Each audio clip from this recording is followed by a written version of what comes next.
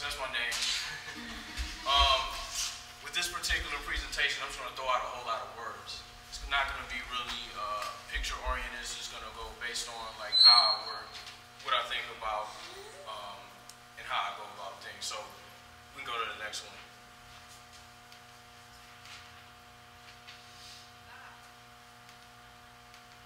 All right, so just a little about myself.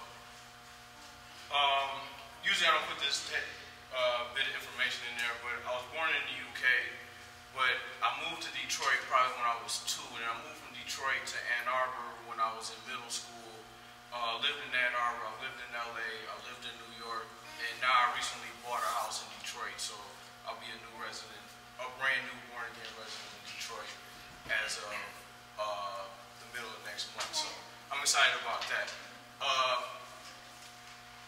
I spent my undergrad at the University of Michigan, and I recently graduated from Cranbrook 2D Design Department. I actually moved back to Michigan to go to Cranbrook after living in LA for about 3 years, working in marketing and advertising and as a designer. So right here are my 2 mantras that I live by. One is no filters. When I work, I don't filter myself, I don't edit myself. So that means if my brain thought of something, then I'm going to make it happen, and I don't allow my brain to tell me it's not a good idea, or if it's a good idea, I'll let my hands and the real world make that decision. My other mantra is being a boss and an apprentice at the same time. So that means I run things, and then I'm also humble myself. So in ways a real life example of that is I interned with Cezanne at ArtServe. At the same time, I run several businesses. So, you know, I kind of keep that dichotomy constantly going, so I'm always growing. My brain is always plastic. So, the next one. So, this is what my design practice is based off of, irreverence. I don't care about distinctions. I don't disregard history, but I don't think about history. I know history, but that's not what really influences what I go. So irreverence is, what is the difference between design and fine arts? I don't care. What is the difference between product design and graphic design? I don't care. So that's what irreverence is. I call these conversations design symposium, just white noise. So that's what's always going on. These conversations are about 15, 20 years old. So go on. So keep going. Yeah, just keep going.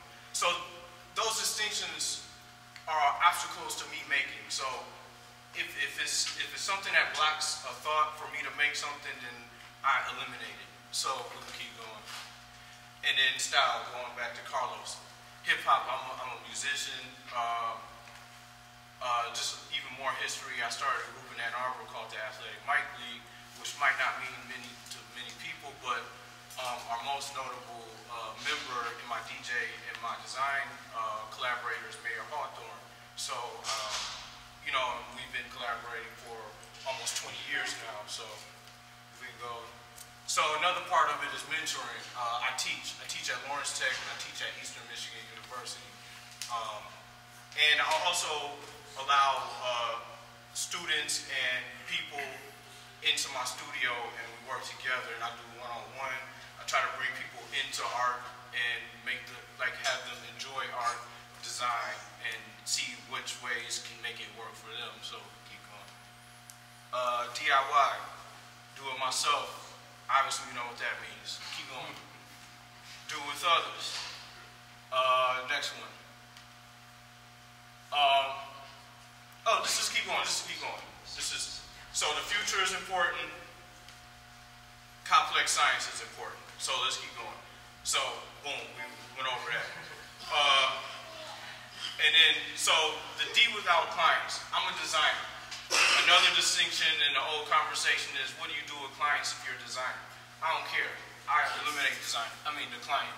So I'm my best client, and that's how I kind of work. I pay myself, and I figure out how to pay myself while using the tools, the the experience and the understanding of design, the future, to the predictors, the spoils go.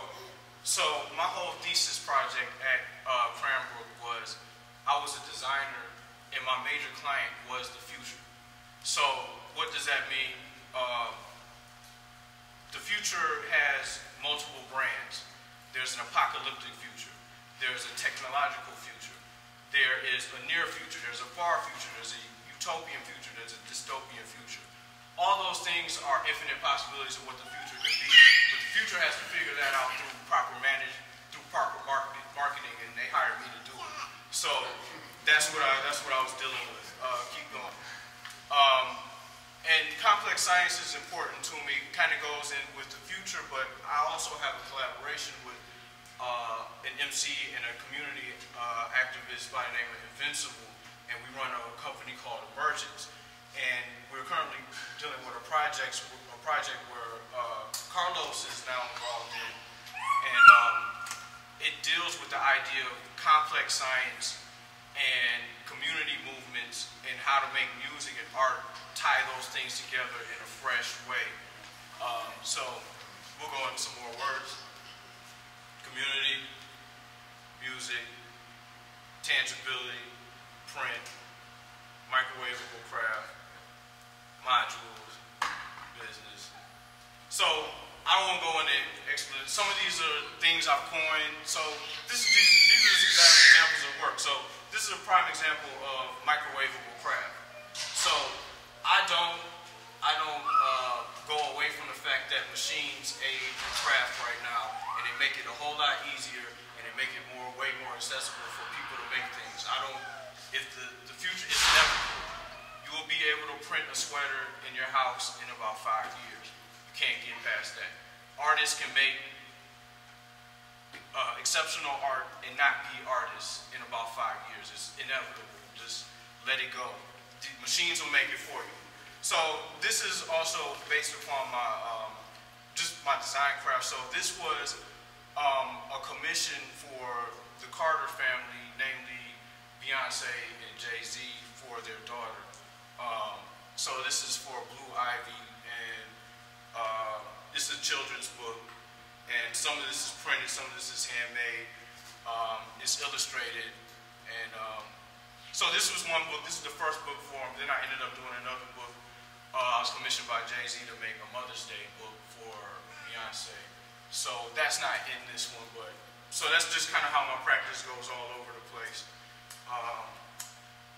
So yeah, that's how I work.